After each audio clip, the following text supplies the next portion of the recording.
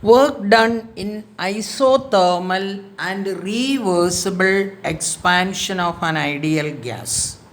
Suppose the ideal gas is taken at a temperature T in a cylinder which is fitted with a frictionless and weightless piston, then the initial volume of the gas will be V1 and the pressure is P1. Suppose the gas expands reversibly and isothermally at a fixed temperature from the volume V1 to V2.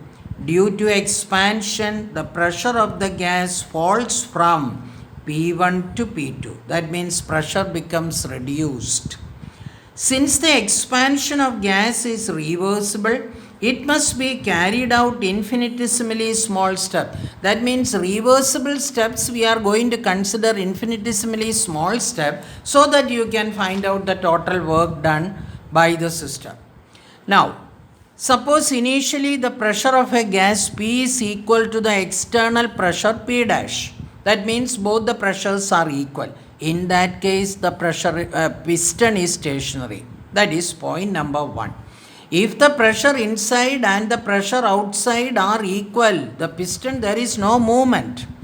Now, P dash is decreased by an infinitesimal amount dP. That means as small amounts are represented by dP. The gas undergoes expansion and the piston moves by a small distance dl.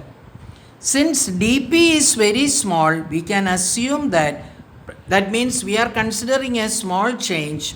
The outside pressure P dash is equal to P of the gas and which is equal to P. These are all assumptions in order to derive an equation. The work dW done by the system in one infinitesimal step is given by dW is equal to minus P into A into dl, which is equal to minus P dV, which we already determined earlier, where A is the area of cross section of the piston and dV is the increase in the volume of the gas in one infinitesimal step. All this dV, dl, dW are all considerations regarding an infinitesimal change.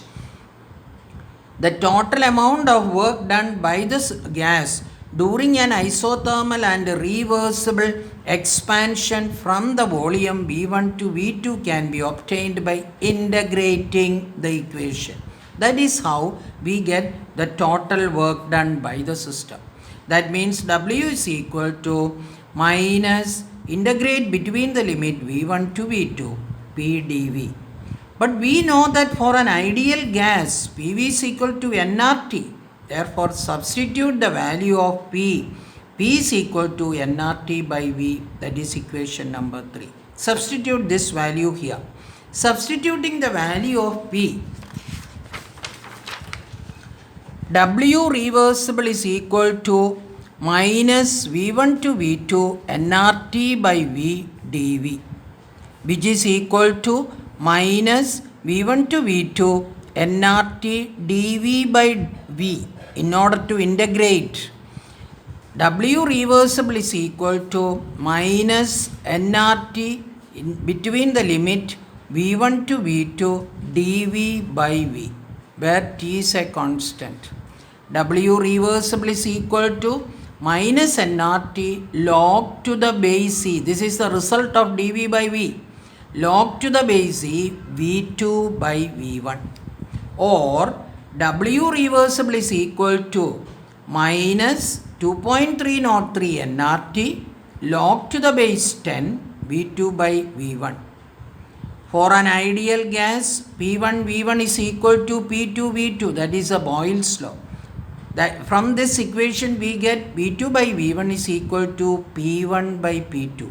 Therefore, this can also be replaced by P1 by P2, that is W reversible is equal to minus 2.303 nRT log to the base 10 P1 by P2. Both the equations can be used for solving the problems, numericals.